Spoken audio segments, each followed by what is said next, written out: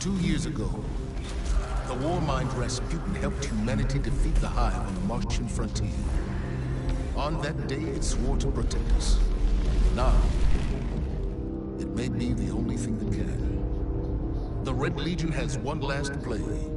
They have boarded their superweapon, the Almighty, and it's on the move. You already destroyed its star-killing munitions, but whatever the Legion hopes to achieve won't end well for us. They once took the tower. They will take nothing else. We'll see to that.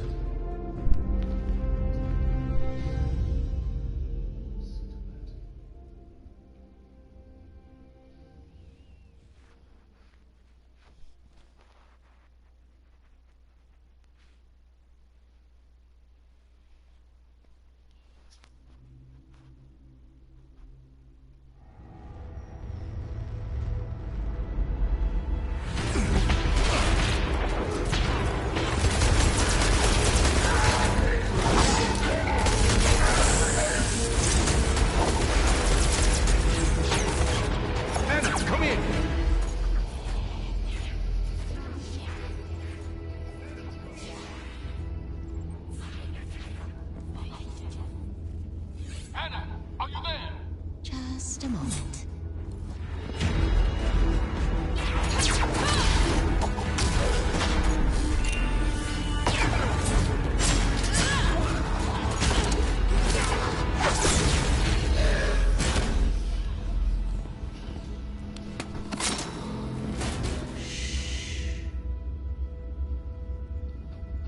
Anna, report.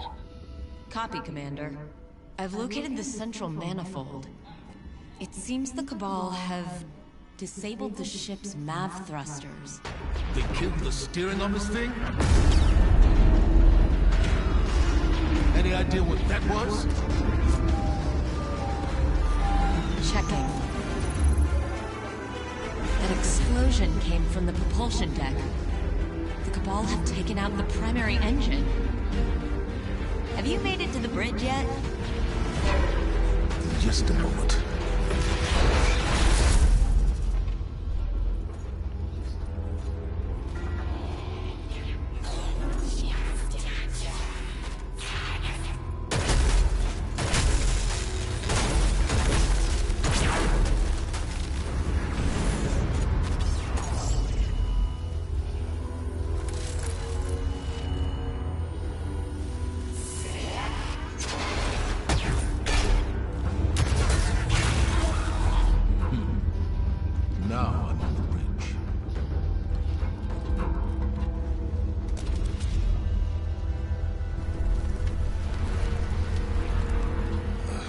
They've destroyed the ship's navigation system.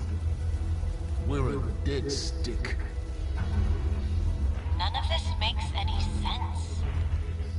No nav, no engine, no way to steer or change course. It's like they want this thing to drift off into space forever. Not forever.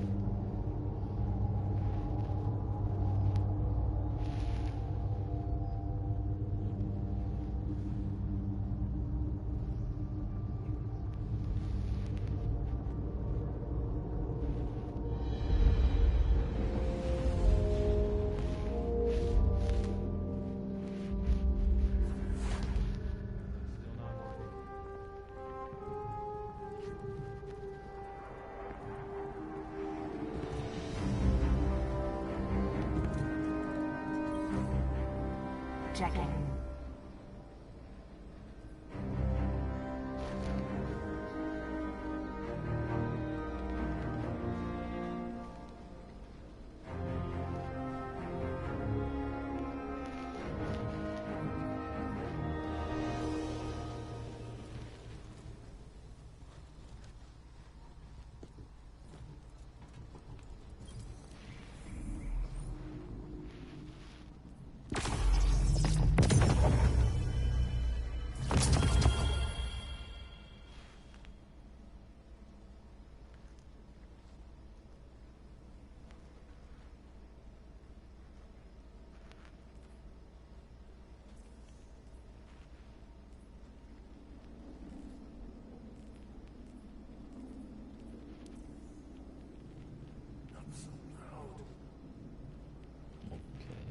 It's easy math, Guardian. You got the silver, Eververse has the goods.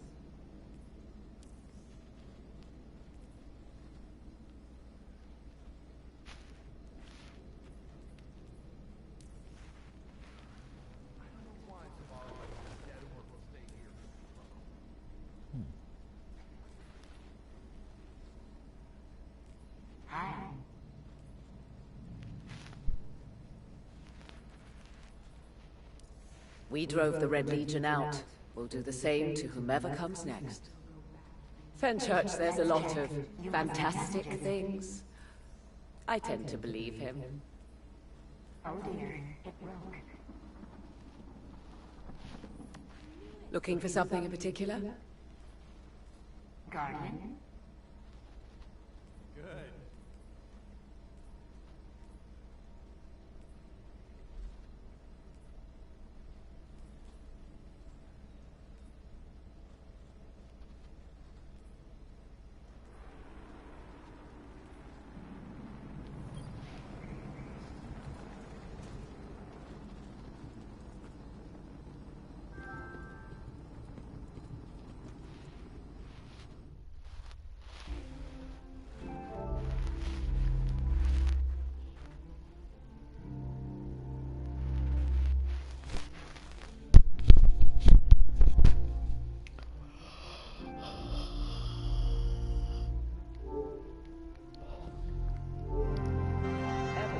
Hey Dave. Hey, what's up? Not much. I literally just joined up 10 minutes ago. I haven't been on Destiny in almost 2 weeks. The Almighty is plummeting I haven't towards been on the in Atlantic like city and leaving probably no way to stop 3. it. Anna believes I that the think Warmind it kept screwing me over on all the freaking It hasn't happened last. I had before. a couple pieces of gear that I needed at 970 and it wouldn't give them to me. I kept getting all the slots that I already Now all I can had. do is So prepare the Oh, city you're for getting all possible repeats and contingencies. stuff. yeah, it's like I kept getting like I would need gloves. And it gives me anything but gloves for my guys, so I just said, fuck it, you know. Everything's 969 or 970 anyway. I can wait till the new season comes up, but with my new work schedule that I've got in the last month, I haven't had a whole lot of free time, so I haven't been logging in much during the week and just doing my gaming on the weekend, but with the new season started, I needed to get started on it a little bit and do a bunch of stupid stuff everywhere. Have you already played the story? I've gotten to where I've got to upgrade the bunker. What do you need? And to do that, you've got to do a bunch of crap on EDZ with bounties and stuff. Because Rasputin gives you bounties and everything now, so you got to do his little bounties and like grenade kills, things like that, all over the place with weapons and shit. One of them is doing a whole bunch of public events, and the story mode I can't do anything till I purchase an upgrade. An upgrade? Like... Yeah, it's okay. It's like I just completed one of the bounties. You have to complete bounties, it looks like, to upgrade Rasputin's deal. Rasputin is the new season and everything. Basically, you go over and talk to Anna over on Mars after you do a bunch of crap. And it'll send you over here once you do your little thingy over there. It'll send you over here to the EDZ where you go into where the bunker is. Do something for and you? It's over here in what is it? Freaking the top right of the map anyway. That's over there, and you go over there. Top right? You go in and you kind of help Zavala and Anna Bray open up where the war mine thingy is up there in that little corner of the map. And then it gives you the next quest line, but you got to purchase an upgrade. So you got to buy all his 2 weekly bounties, and you got to do solve a bunch of his little bounty deals in order to purchase the deal. You know, to get it. So now I'm just solving some bounties towards the season ranking, and doing all the crap that goes to that. So I just got the little special thingy where you can do your upgrade. Like last season, it was a lantern. This season, it's a new item. I just bought my first upgrade for my season ranking thing. Okay. You know, so I'm working on hitting my level 100 to get everything from everything out of the season and everything. Where's all this stuff? They changed quite a bit. It changed where all the quests are at now. They break them all up instead of just. I like the way it is. Oh my goodness, yeah, so much I've better. noticed that the elemental effects are greatly enhanced. They look a little bit better. Things are. You jump different too. Your jumping is way bigger. My warlock is jumping way further than he was before. Yes? You know, even in the tower, he's jumping further. I can jump all the way up a set of stairs now. Instead of him doing like a little hop, he jumps all the way up a set of stairs when you run around in the tower and shit. So there's a whole bunch of stuff that I've noticed that this upgrade this season, they made the game way better. Okay. But yeah, it's just Gunn's probably already got done what I've got done, but I think he's just sitting in orbit because he hasn't joined yet. You know, because when I get home from work, I've only got a couple hours before I gotta pretty much head to bed. I gotta be in bed by 10 so they get my 8 hours of sleep every night. Because I'm up at like 6:15 in the morning, and then I'm gone. I don't get off till at least 4. And tomorrow I've got to do box beams on a freaking scaffolding set way up in the air in a room. I got to do a ridgeline beam and then tie in at least. It's 2 stories up. We're 2 sets of scaffolding up, you know, on top of it. I'm a good 20 plus feet in the air. Man, I can't do heights like that, especially on them. These guys are paying. I only took the job with them because they're paying me $45 an hour with their deal, and they're way behind on everything that they do. These guys pay by the hour, which I'm used to piece rate, but the hourly is really high, and they don't go really super fast. All these guys that I work with are like. No, it's like usually when you do trim and finish work for people and you're on hourly rate, they want like 8 hours worth of work done in 4 or 5 hours. They want you to haul ass because the faster you get it done, the more money the company owner keeps in his pocket. But the last guy I worked with, you know, I was only making $20 an hour on his job site.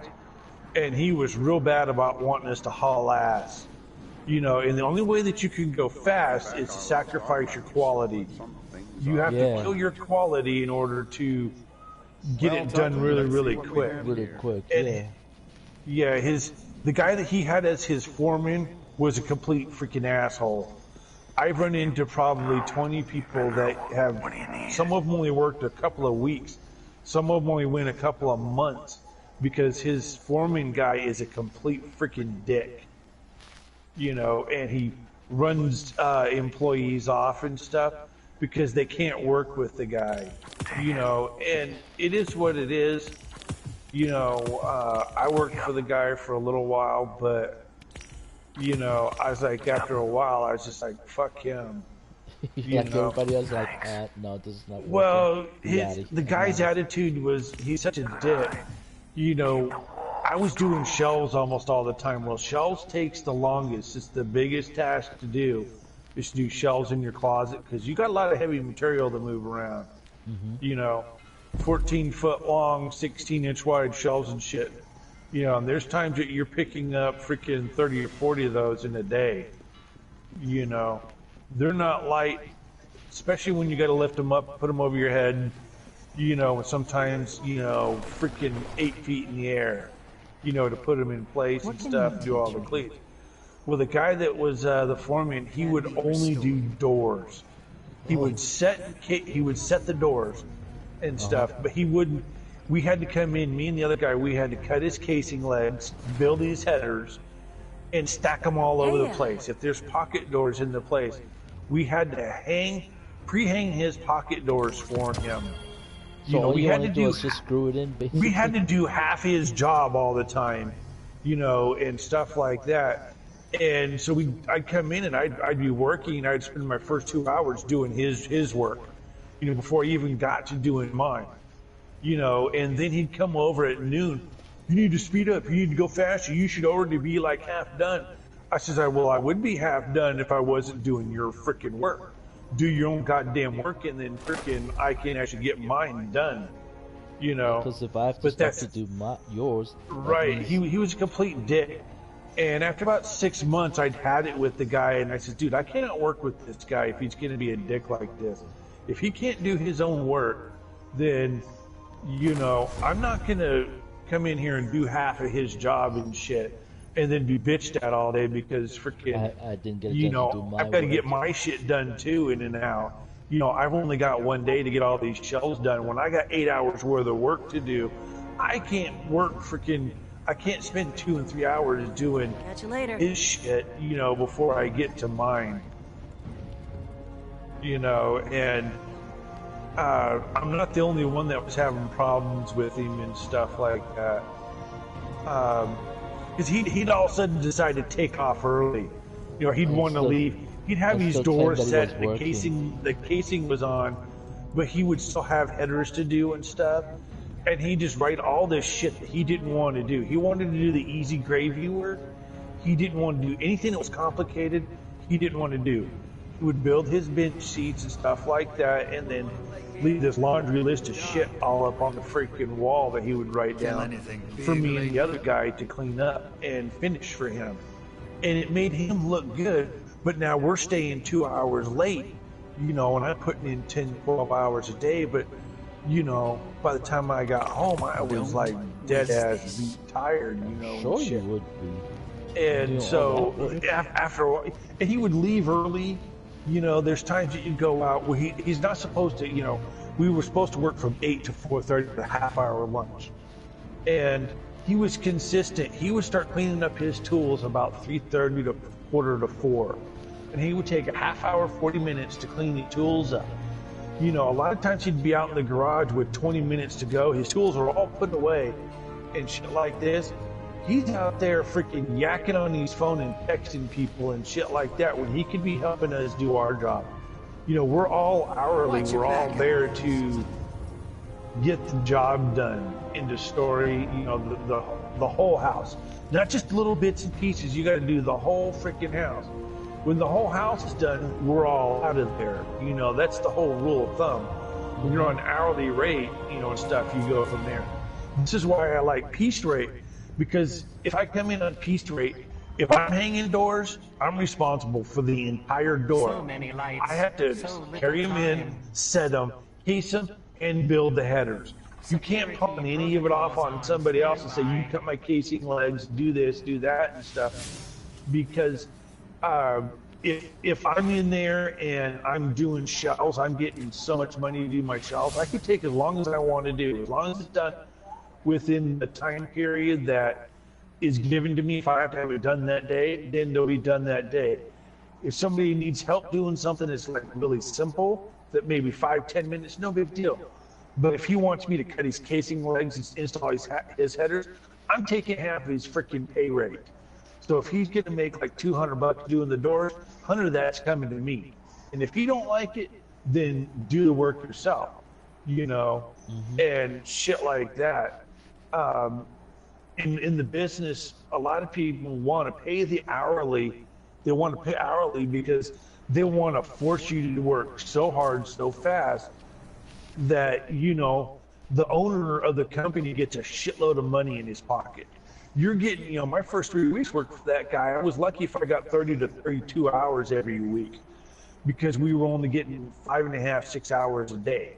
You know, we had really small houses. They didn't take long to do. You know, by 2 o'clock or so, 2:30, I was out of there. Well, it's like, okay, if I'm only going to get 30-something hours a week out of here instead of 40 hours a week, I said, well, I'm going to slow down and I'm going to make my shelves on my work last 8 hours. I don't care what he wants.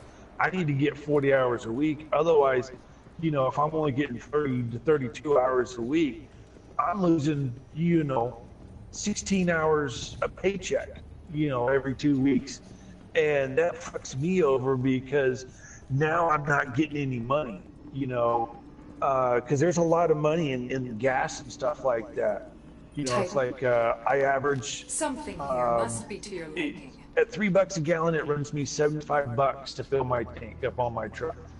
You know, some of the jobs like with these guys I'm doing now, there's days that I burn an entire quarter of a tank just going to one job site. That's $20 worth of gas that I'm losing every single day. You know, that's a lot of money. You know, that means I'm using $75 for every 4 days that I go through. Well, if you do that for 2 weeks, you know, you're burning what, $150, almost $200 in gas every 2 weeks, easy. You know, that adds up. I don't get paid mileage. You know, I don't get paid wear and tear on my vehicle. Oh, snap. I can't claim that because I can, but I have to do like there's an app where I can actually turn on mileage the minute I get up and I'm driving the deal. And you have to itemize deduction your freaking income taxes to do it. You know, and it's a real pain in the ass to do. So I don't mess with it too much. There are clearly stories you have. I don't mind doing some things, but you know, it's just some of these guys are just dicks about what they do. And the company that I'm working with now is really decent about stuff. Everybody's laid back. They want you to all take your time, make your work look perfect. What I was doing in like 1 or 2 days, I'm doing in 3 or 4 days now. You know, so I got plenty of time to do stuff. There's times these guys are on something like the job I'm at now. The one guy's been here every day for 2 straight weeks. You know, wow. And in the last 2 weeks, I've been on 4 different houses, you know, and stuff like that because I'm quick at what I do, you know, and everything I do because I've been doing it for so freaking long that, you know, I can go in. I don't need, they do, every trim guy does, they have their own little quirks to it. They have little things that they do. You know, this company does things that most of my other companies don't do, you know. Most companies like a stack in between the center of a closet and stuff. It'll be 16, 18, 24 inches wide, 20 inches wide, whatever you want to make it and stuff. When you do your vertical, some companies go straight to the floor with the vertical on each side, you know, and you face the stack and you cleat under each one of them because it's a guarantee. If you don't, you're screwing yourself because 9 times out of 10, everybody uses a stack as a ladder. You know, it's every, when you look at your tape measure, there's red numbers on there. You know, you start 18 inches of the floor, 32, 48, 60, 80, 96, you know, these numbers that you use all the way up. And so you put these cleats on the back wall first, you know, your verticals to each side of the cleat. And then each where you come out, You build another little piece of 1x2 and it's nailed to the inside of the vertical, and your shelf sits on top of that. And it keeps it so that it's a guarantee. If you, like these guys I'm working for, if there's no shelf on each side, if there's not a shelf that butts into each other on each side of the shelf, these guys don't put cleats there. They just put like an 1 5/8 nail right through the vertical and into the shelf and expect it to just be that. And if you till it's caulked and stuff, if you lean on them too hard, you'll shift them out of level real easy. If you try to climb up it like it's a ladder, you're 100 pounds. You're ripping them right out. They're all on the floor. Every single one of them's on the floor. Time to be alive. I've seen guys do it standing on them with the cleats on it and knock them right straight to the floor and destroy it and stuff. And they'll wreck all your work, and then you got to redo the cleats, break all the nails, repin it, re-level it, and put it all back together. And we're going to need something I've had people who know better and know not to do this and still do it's like it's like a shortcut. Well, people see this stack and they want to climb up to see what's on top, maybe check something, and they'll use that stack as a ladder. Instead of stepping on a piece of ladder. I had, like my last boss, the guy I was working with, the last guy I was working with, the guy that I couldn't work with, the owner of the company did it. I had just built a stack. It hadn't even been in place but like 10 minutes, and I was nailing up cleats on the other side for shelves and shit, for the closet rods and things. And we had a really bad stud on the outside of a wall. Well, the top shelf, I can't scribe to the wall. I had almost a 3/4 inch gap in between 2.5 feet on the wall space. I can't caulk it. The only way to fix it is to rip all my shelves out, take a 1/2 inch off of everything on that wall, and re-rip it, redo it so that I can take and get it so it's only got a 1/4 inch gap. So he, instead of standing on my 4-foot ladder and looking up there, which is sitting right there, I mean, just to the opposite side of the stack, he climbed up the freaking stack, knocked 4 shelves all the way on the one he's hanging on to, the one he stood on, in like the 2 between it, took them all off, took them all out, and I'm sitting right there and I looked at him like, are you kidding me? You know better than this. Not only that, there's a ladder freaking 2 feet away from you. You could have freaking stood on that, instead of climbing my stack and making me do my work twice. I was pissed.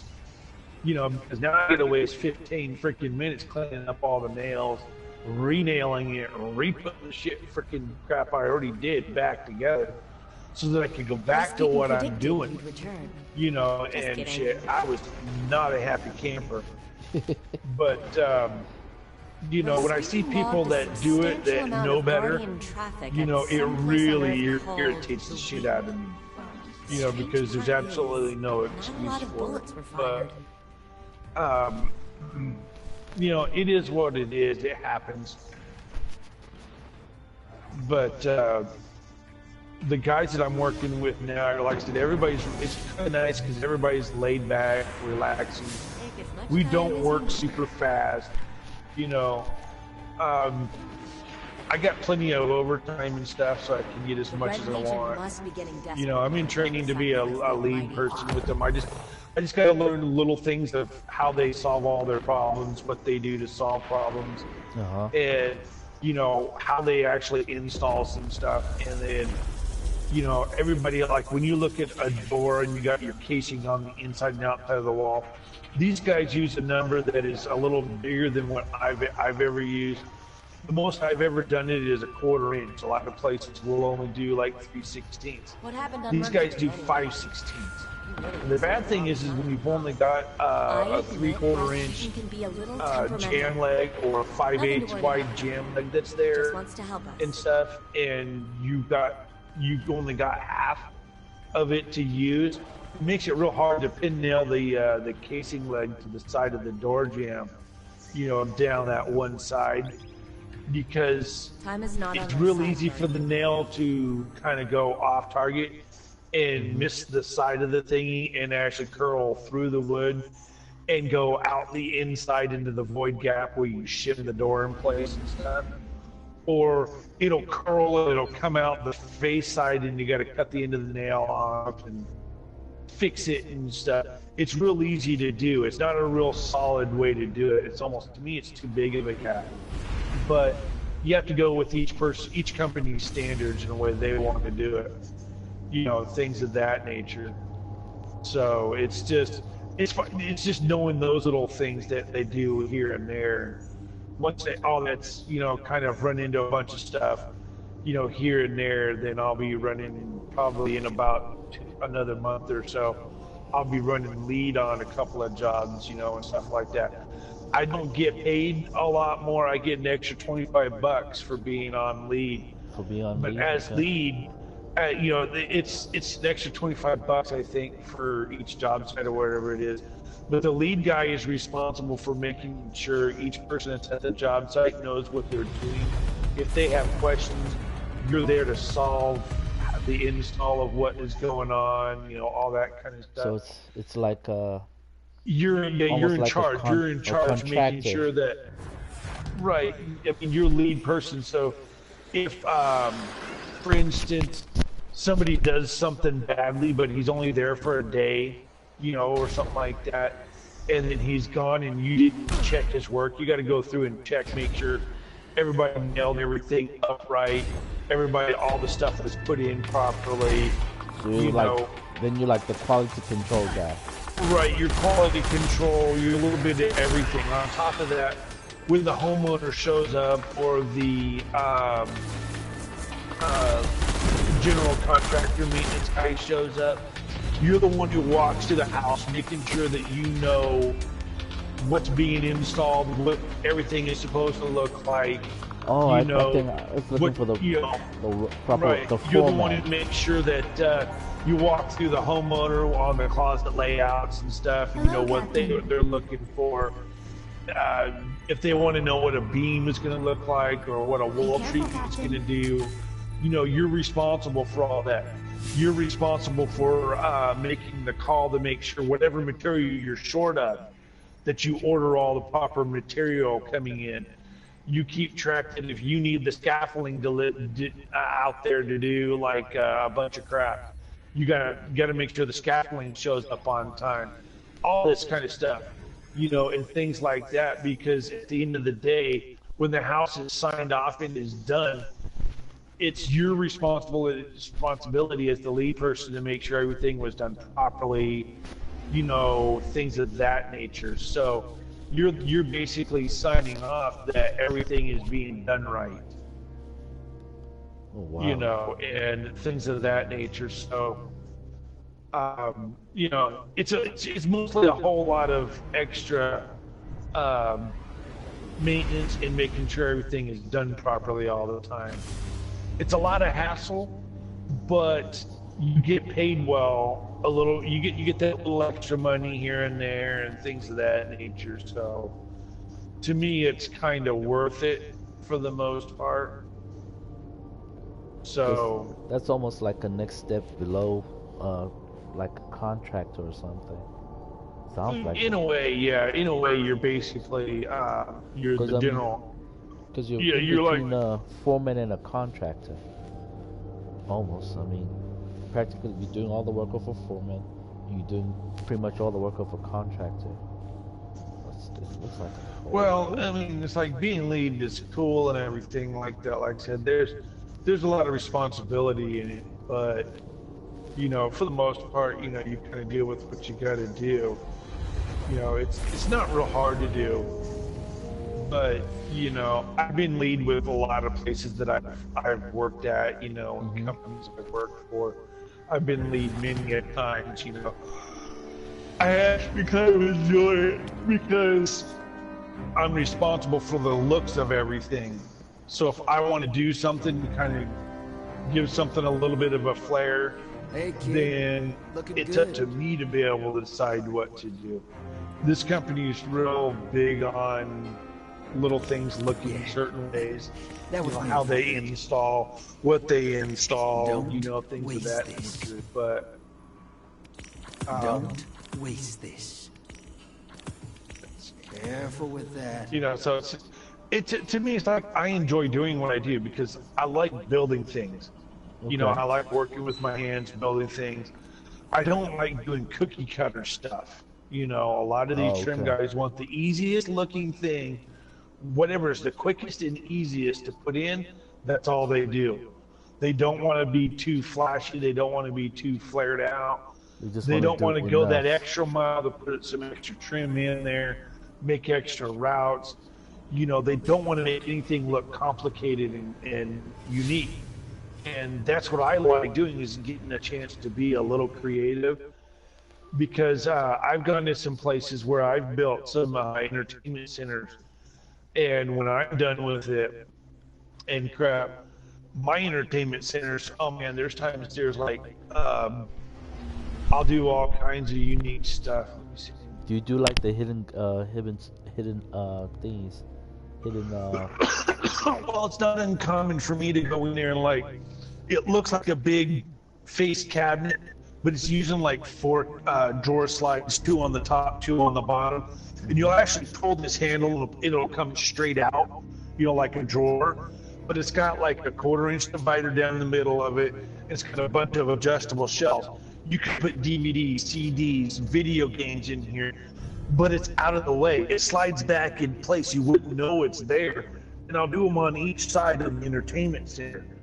I'll build cubby holes for like, a lot of people want in-wall speakers and stuff or something like that. Yeah. I do a lot of it where you'll see your entertainment center. You got your tuner. Your center channel's got a specific spot for a center channel to go into. Your left and right speakers have got a special spot. So if you got the tower speakers, something that works along the size of what that person wants. Your tuner and your DVD player and your DVR, your video games are behind glass doors, you know, so that they're not doing what they need. You know, they're not being. Don't block the signal and stuff. You don't block the signal. You can see it, but then when it closes, they've got a piece of felt glued to the back of the door, so it kind of seals it off to keep the dust off of it. Okay. I've built some of them where I did one guy's house. We had a false wall in between a bedroom and the entertainment center. There was a 2-foot wide door, and all it did is there's a wall, there's another wall on the other side, and the other one is sheetrocked off, you know, both sides and insulated. The one that's got the entertainment center is built into this cubby hole. But you know how like your entertainment center, you got to get to all those wires. Instead of having to like slide it out, reach in there and plug it from the back, you can walk in this door, go in between like the crawl space in between the behind the wall. So you can see your tuner in place, and you can see all the wires, the back of the tuner, the speakers, whatever else, in the little spots, and you can plug all the wires in. You know what I mean? Oh man, you know what I just thought of when you mentioned that false wall? Well, no, it's just like basically you got a hallway that just, you know, it's 2 foot wide. You could walk in here, get to the back of the TV, the tuner, and all that stuff. So all the wires are hanging down or zip tied out of the way. It looks neat and clean. All the plugs are back there, all the plug-ins, you know. Because when you plug in like a tuner, you got left and right channels. You've got your surround sound channels, your left and right behind you. You got your center channel that's got speaker wires. You got subwoofer wires, depending on where it's going. A lot of places, a lot of people are doing the wireless, but I don't like wireless because wireless can be interrupted. I like having the wires come through the walls and all that crap. And stuff of that nature. But you can come in from the back, and you can flip on a light switch and you can see everything back there. So you could, let's say you want to replace your tuner. Instead of having to like pull it out, hold it up, and unplug all the wires, and then unplug it, set it aside, and you're having to hold on to it.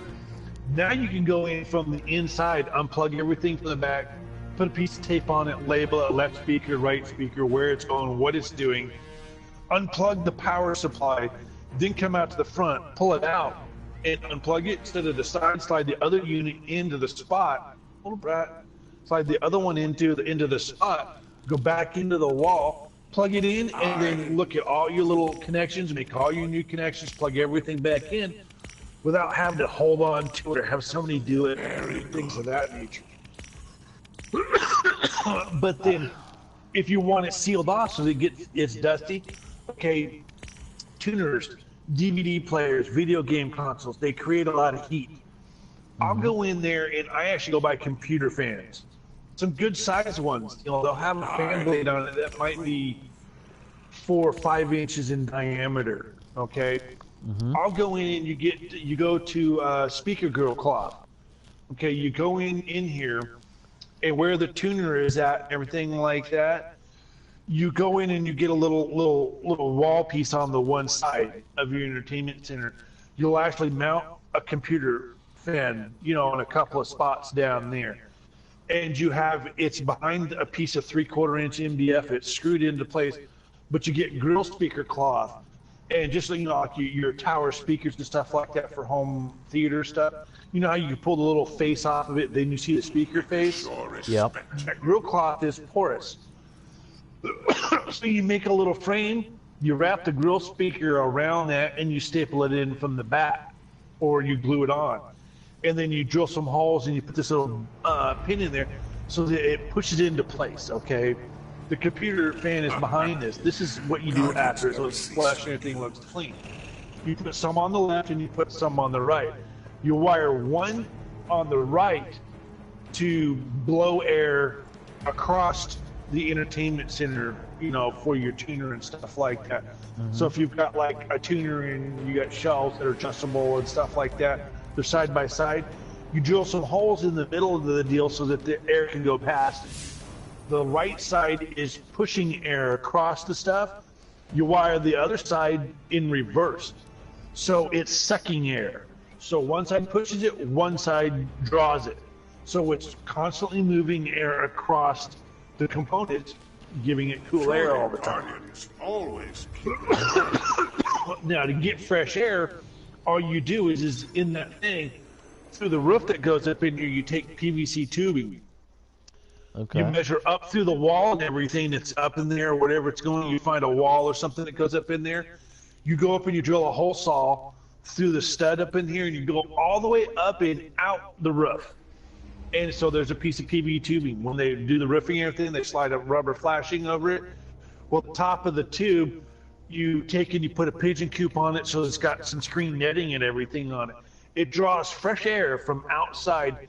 It'll pull fresh air down that tube, across the deal, and you have another one going back up and out the other side. That's the exit. So it pulls in fresh air, goes across because it's going to get hot air and circle it right out the other vent back out. So it's always cycling cool air. And hot air And always rises. you go to Radio Shack and you get a thermal sensor. These cool computer fans only turn on when the temperature inside that entertainment area gets to a certain temperature. Then the fan turns on and it cycles it. When the temperature goes down, then it shuts off. So it doesn't have to run all the time. And I did one guy's entertainment center, had all this kind of stuff. All his stuff was behind glass. It was all sealed off. He had this crawl space back in there. When you walked in, the tower speakers, they had a box that they sit in, okay? It was all painted white. We made some covers. There's extra, he got white grill cover that wrapped around it when it was all done. You didn't know, unless you knew what speaker grill looked like, you would know that they were in there, but the speakers were actually behind another speaker grill, so it was nice and flush. His subwoofer was hidden in there. All his surround sound speakers were buried in the wall, and same thing, had the speaker grill put up. In some cases, you would not know it's there unless you were looking for it.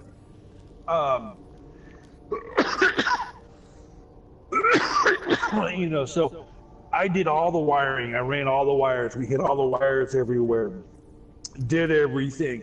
The painter came in and he had everything listed because he had his tuner that was in there. There was a DVD player in there. He had a spot to plug in like a cell phone or a tablet so that he could run his music through that as well. That was on it. You know, his big 72-inch Samsung TV was mounted on a wall. It had a wall mount that was on there, so the wires, you didn't see any wires. It wasn't freestanding on top of the deal. But because of the side, I have to have at least 4+ inches all the way around for cooling on it. all the wires went through the wall and everything. So this thing sat on a special mount system that was up in there. Then on top of that, we did subtle lighting around this whole thing. He went and bought colored LEDs. Behind the TV, he wrapped some white LEDs around the back, about 2 inches in on the deal. And it's just like thumbtack to the wall, but it was all wired in for backlight. So in the dark room, you had this white light that came around the TV and lit it up. You know, there was all kinds of stuff like that was on there everywhere to just give it subtle looks. Did he attach all those LED lights to like a light board so you can get different mood lights? Yeah, it was just hardwired. He attached them to the wall. He soldered all these connections to it. The two wires went into a deal, and it pulled power out of a deal. We had Ethernet wires running through there because a lot of you new 4K stuff, you got to connect to the internet. He didn't want. He wanted the hardwire, so he bought a bunch of Ethernet wire by the foot and had the electrical to go in and do that. There was USB plug-ins, so if you plug something in and you needed to charge with USB or anything like that, those were in place.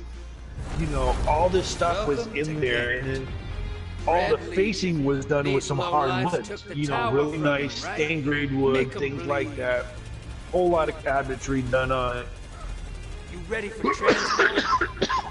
His surround sounds, because there was no wall and everything out there. He knew where his couch was going and stuff like that.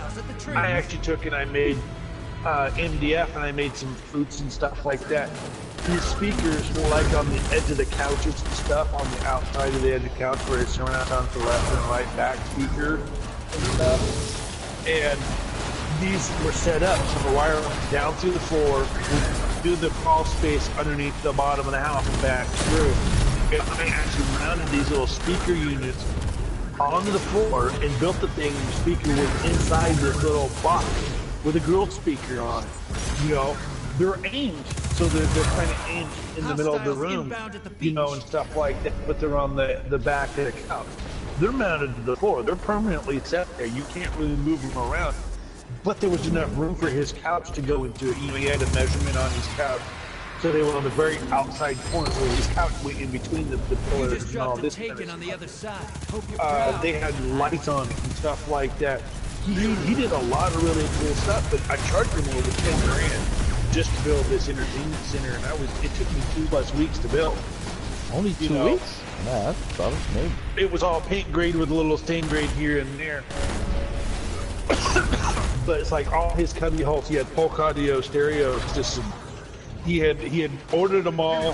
He came out with all the speakers and all that stuff. I made sure everything was built to accommodate the specific type speaker systems that he had that he wanted in here. Towers, where the sub was going, he had a 15-inch subwoofer that was on there. He had big time amp. He spent like $35,000 on the entertainment center components. There's 3 power supply amps that were in there. I mean, this thing had some volume to it. But that all got hot. That's the reason why we had all those cooling fans back here, and all his amps were in special cooling areas as well. You know, he had the power wire to the amps that were on the 3. They're like 1,000-watt amps. You know, USB, but in like car audio. They had a red power line that came supply for that thing where it came out and connected the stuff. It was 1 inch across in diameter.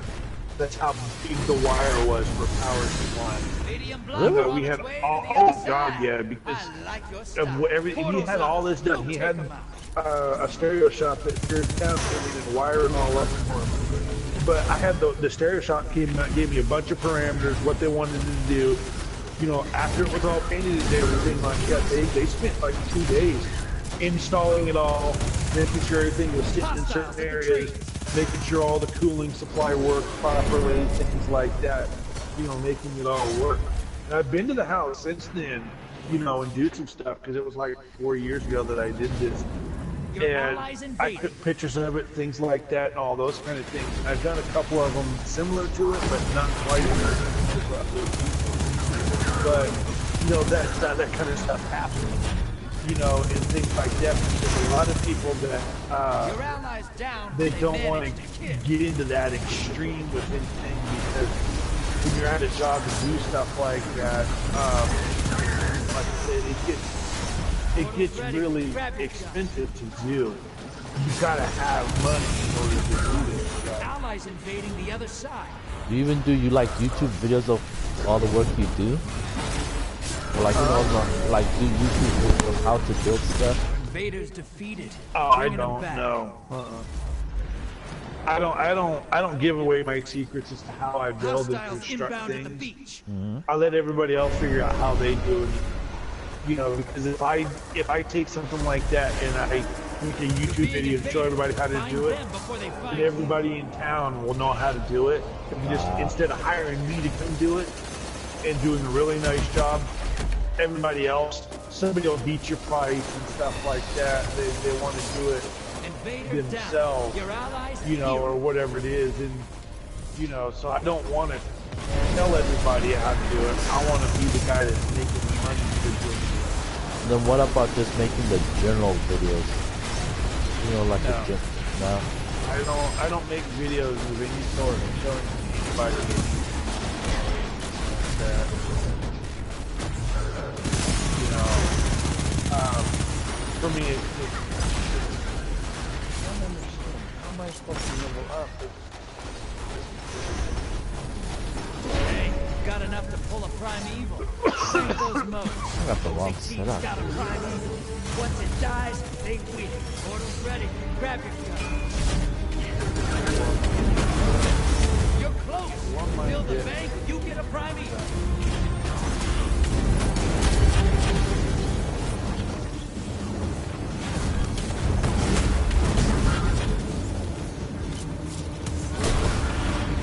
Get those moats to the bank.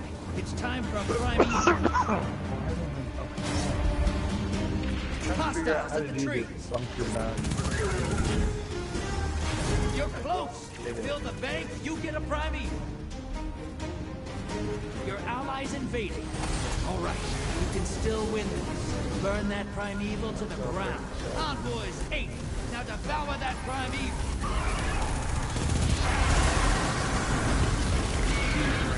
The lead's yours.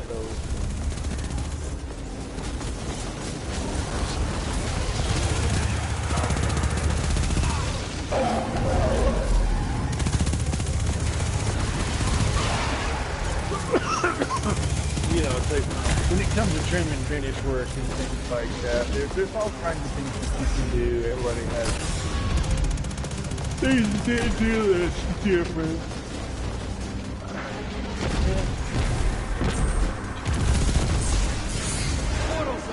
Yeah, everybody has their own little ways of doing Find them before they find you. You know, how they want to build something or whatever it is. You know.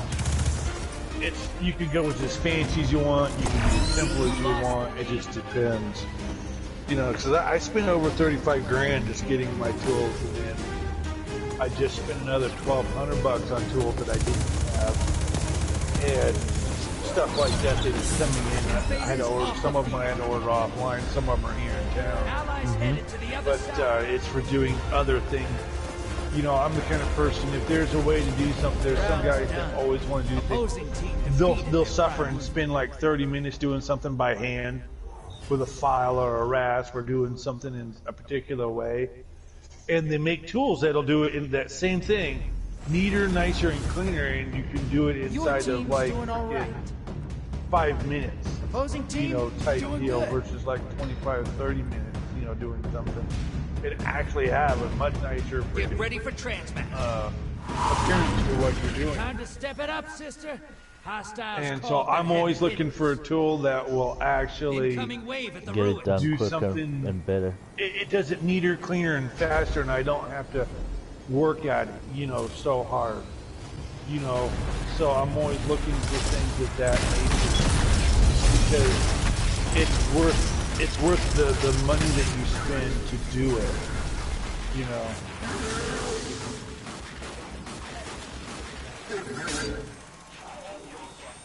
But hostiles inbound at the beach. I have the wrong setup for my You know, it's like not everybody is that way with it. You know, some people don't want to spend money to do something. I'll spend the money to make something go really good.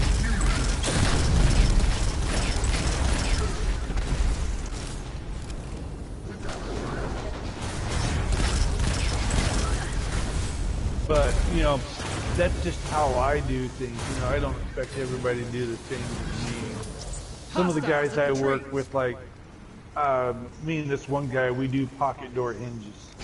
Or I should say not pocket door hinges, but pocket door hidden screws to put, like, screwing the face together. The old school way is mortise and tenon, but you gotta have the tool to take the table saws, the special matters.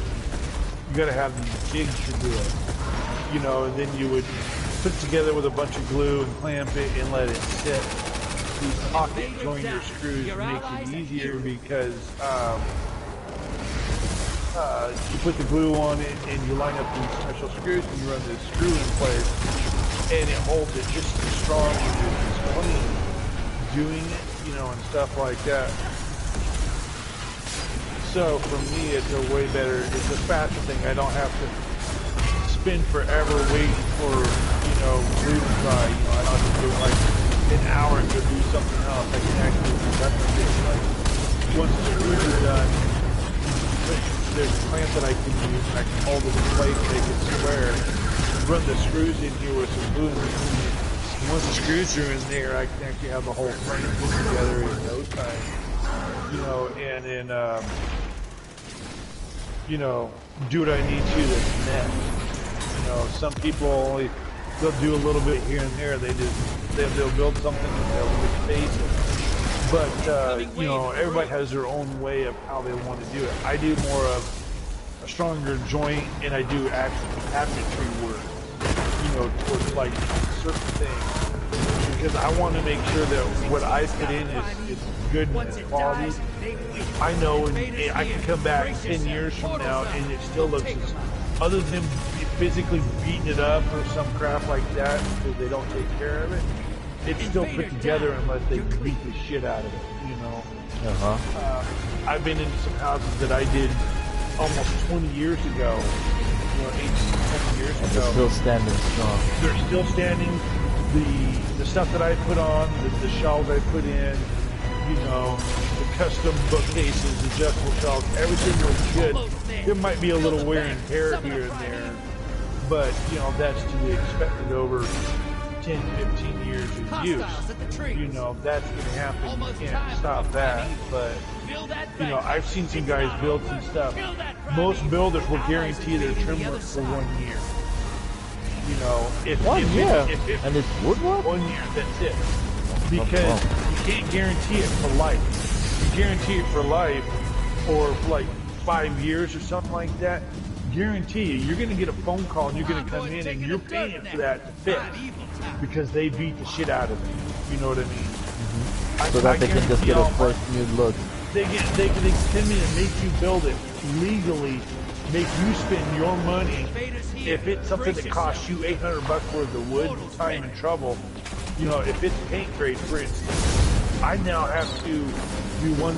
I have to not only tear out and rebuild what it is that's there, I have to pay the painter to come in and repaint, prime paint, putty with it. You know, if it was sprayed, I have to pay for that. That painter could charge me freaking $1,500 to do something real simple. You know, I've now paid more for the warranty work than what I probably got paid in order to do the thing the first time. It isn't worth that kind of thing. I guarantee my work to stay on the wall for 1 year. That's it. Outside of a year, you're on your own. Because people will take advantage of that and they'll beat the shit out of something, and then because they know that they don't have to care, and they'll call you in for warranty work and make you rebuild it again, and then when you redo it again, you have to warranty your redo with the same freaking warranty that you gave the first one. So if you got a 5-year warranty on it and they call you 4.5 years later after they broke the shit out of something, you get stuck rebuilding it. You guarantee they're going to do it again. I have to do 5 another years. 5 years worth of warranty work.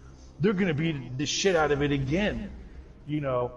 So I only go 1 year on anything that I do, and so you know I've actually had people call like 2 months after the warranty went out, and they're saying, "Oh, well, this has had a problem for 6 months." Then you should have called me 6 months ago. That warranty's gone. You know, my repair work is gone.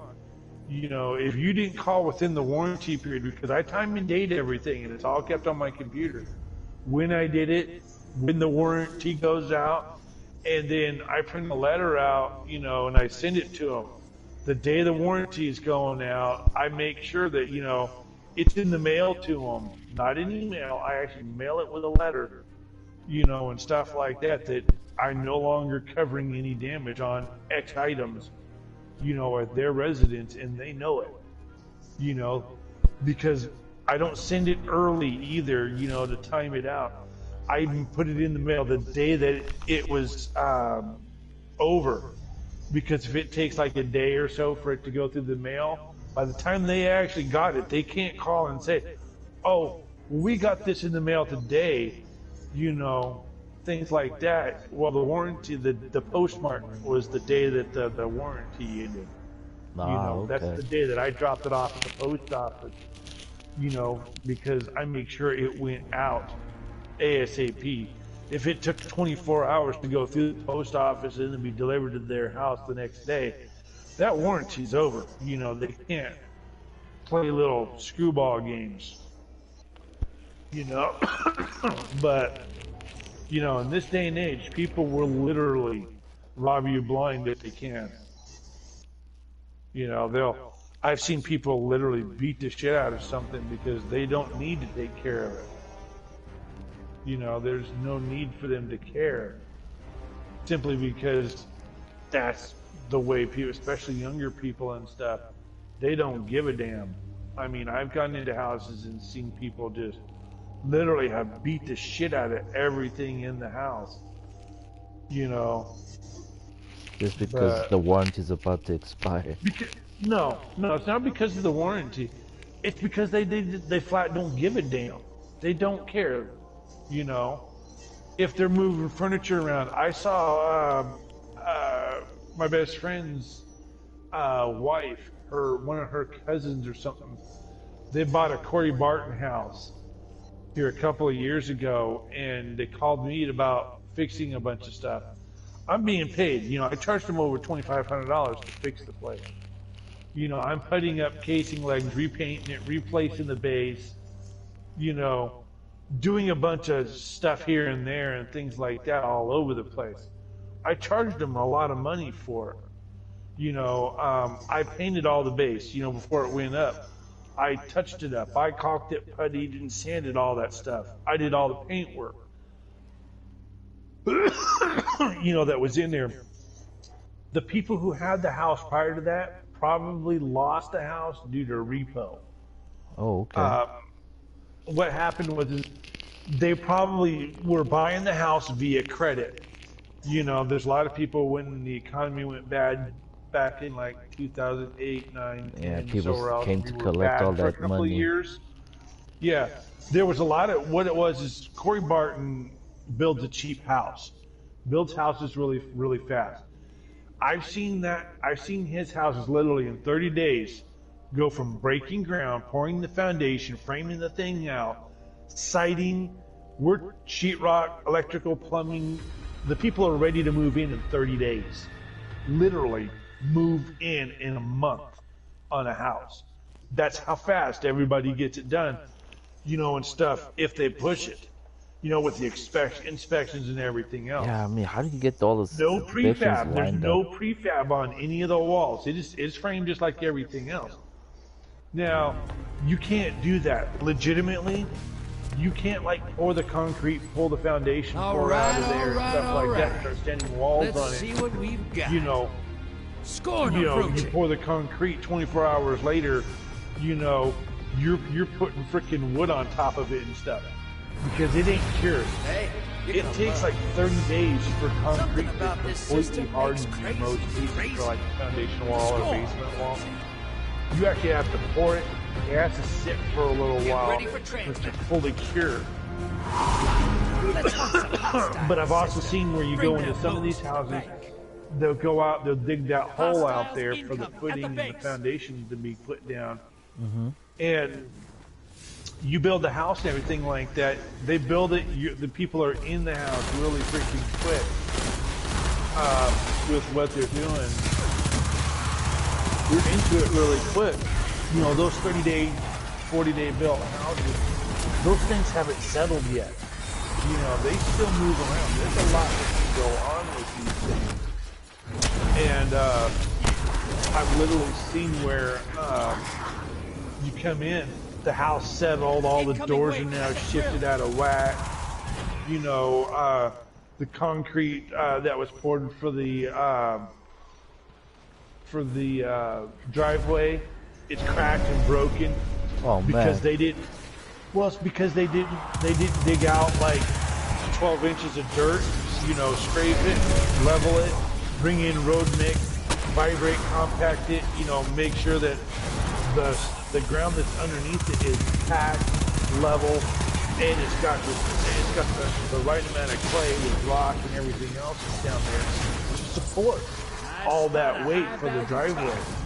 You know, they literally just scrape it and throw down concrete on top of it. Well, when you do that stuff, concrete, you know, it's 4 inches thick, you know, for driveways and stuff on most times. They literally will do that stuff, and, you know, the dirt underneath it can't hold it. The weight and everything like that, it compacts the freaking ground.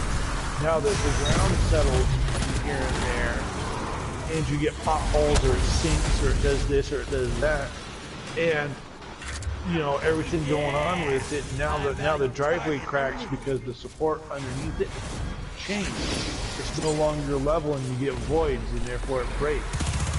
You know, all kinds of reasons for it to do it, because Corey Bartz will cut every corner on the freaking map for everything that he does, because he's a cheapskate. You know, his houses have one good thing about them: they're good for starter houses. You buy his house if you're trying to make money. You get into it, you don't want to live, you don't want that, you don't want to own the house for about 5 years. It's enough that you're paying your monthly house payment with let's say you're paying $1,800 a month on the house for your house payment. You know, you add $200 or $300 extra, so $1,600. You send in $2,000 every time you do it. That $200 goes straight to principal. Anytime, because most home loans are built for you to not own the house for 30 years. That's how long it takes to do it. So the first 10 years, you're paying mostly interest on that. I've never understood. I understand why they do it. Yeah, they make you pay the interest off first, and principal comes last. So but you know what? You send the payment in everything for 30 years. You know, the last 10 years is really the principal on the, you're paying off most of the principal. You pay off all the interest. So if you pay off, you know, you send like an extra, it's an $1,800 a month bill for your house payment. That $200 or so, you say, okay, I'm gonna send an extra $200 in. You do that kind of stuff. You can actually cut freaking 5-10 years off your 30-year loan by doing it, by sending in extra money, because you've already paid the interest and they have to recalculate, because you know you paid the interest that you're supposed to pay a full 30 years to pay it off to the month, and each time you send a little extra principal in and stuff like that, you cut off how much time they can actually charge. So you get towards the end of your deal, they actually owe you money because they can't charge you interest for the payment and stuff like that for time that you don't have. You know, because you paid it off early. They have to recalculate and do a bunch of stuff in order to owe you money. Well, that's what You I've know. always found interesting about this thing, where they make you pay the interest. The interest is Carlos calculated. too. The interest is I based like your team. on Do better. the It's a principal. loan. Opposing team? Yeah. Yeah, So they're loaning you the money and charging you interest, Yeah. as a minimum payment. Same with my credit card. If you pay that minimum, most Back to credit action, cards are hotshot. designed for you to pay Peanuts. off the interest like big, you got $10,000 limit. Hostiles inbound You at pay the the steps. minimum. It's Oh, you're doing designed it for them to make forever. 30% interest rate on your credit card and stuff, and stuff like that. It's the longer you take to pay them back, the more money they make, Yep. and stuff like that. The more money that they make, the more money, it's just basically high yield loan on all that crap. So it's like, for me, it's like, that's why I don't use credit cards and stuff like that. Incoming wing at the Because grill. I don't, if I do, when I did use credit cards and stuff, I didn't use, I would never charge too much. I thought maybe charge $200. I had so much cash on. I did it because I get credit I'm sending in the $200 before I get the monthly bill, because if I pay it off, if I send them the money before I get the bill from them, they don't charge you as much interest. So I charge the money, I send the money in like 4 days later and it's paid off. They don't make any money off me because I got good credit history for charging, but Almost not ready. having Grab your gun. to pay big interest bill. Allies headed to the Because other I side. charged what I had in my pocket, so I send them the bill early, And a lot of credit card companies, if you pay off your credit card bill before they send out the payment history or High value target asking you to identified. pay them extra money, they don't charge you as much interest. They make very little off you. I know a lot of people that don't do it that way. They'll charge out the butt. They'll run it all the way to the maximum and pay the minimum. Your allies back with 2 kills under them. You only pay a certain amount, each month to do that crap.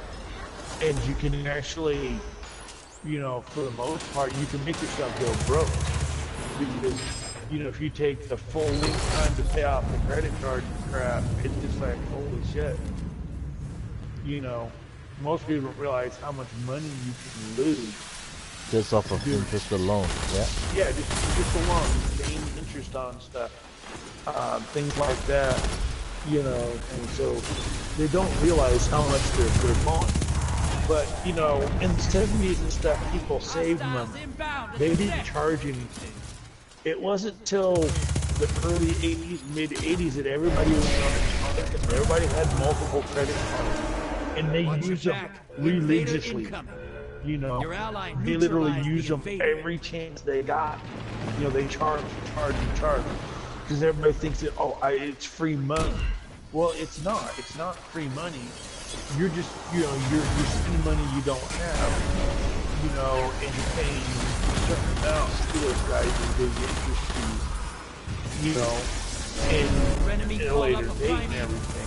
They don't realize that, there's a lot of people I watch go out there, they have like 8 credit cards, and they go out there and they go buy something, whatever it was, they bring a bill up somewhere, for interest.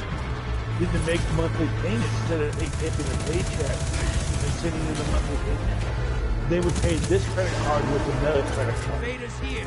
Then they would go to another credit card and that credit card would pay this one.